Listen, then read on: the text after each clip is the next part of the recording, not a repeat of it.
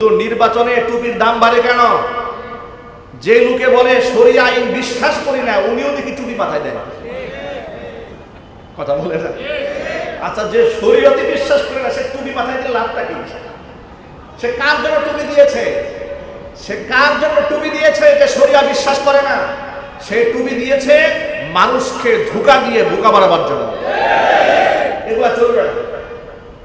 আবার আরেকজনে বলতেছে, মানে হুজুর আবার আগামীতে নির্বাচন করবে, তো এই জন্য ওয়াজ নসিহত সব নির্বাচনের পক্ষে। কেমনে লাগায় দেখেন। আচ্ছা, নির্বাচনের পক্ষে আপনার আল্লাহ পাক যা বলেছেন তাই বলেন। উনি বলেন যে কবরে প্রশ্ন করা হবে তিনটা, মার রব্বুকা ওয়া মান নাবিয়ুকা ওয়া মা দীনুক। তোমার রবকে, তোমার নবীকে, তোমার দিন কি? এই তিনটা নাকি রাজনীতির প্রশ্ন। হুজুর ভয়টা বলতেছেন যে আপনাকে জিজ্ঞেস করা হবে ওয়া মা দীনুকা, মানে তুমি কোন দল করো।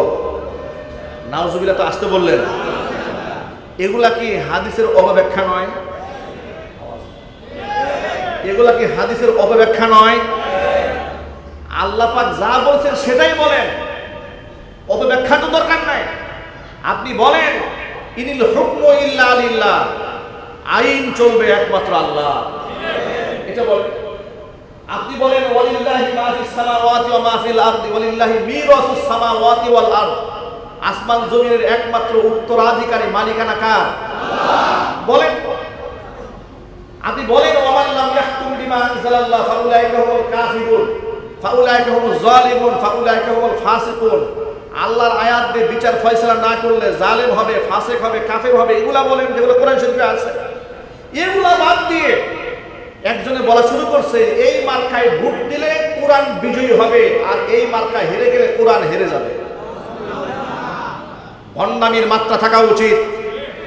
ভণ্ডামি করবেন না। আল্লাহর কোনদিন কোরআন কোনদিন পরাজিত হবে না। আপনার মার্কা জিতলেও আল্লাহ বিজয়ী, আপনি হারলেও আল্লাহ বিজয়ী। ঠিক না? ঠিক জন্য বলেন। সারা পৃথিবীর মানুষ যদি আল্লাহর কোরআন ছেড়ে দেয়, এরপর আল্লাহর কোরআন বিজয়ী। আল্লাহর কোরআন হারার জন্য আসে নাই, কারণ এটা আল্লাহ পাকের সিফাত। আল্লাহ পাক বেনিয়াজ মুহতাজ নন আমাদের। তাম পৃথিবী যদি কোরআন ছেড়ে দেয়, এরপরে কোরআনের কিচ্ছু দায় আসবে না। কথা বলতে হবে, ঠিক কিনা? ভণ্ডামি করার জায়গা পাও না। নির্বাচন আসলে মাথা নষ্ট হয়ে যায়। এই মার্কায় ভোট দেন, একদম সরাসরি জান্নাতে চলে যাবে। ভণ্ডামি করবেন না। যারা এরকম ভণ্ডামি করবে এদেরকে মুখোশ উন্মোচন করে দেবেন।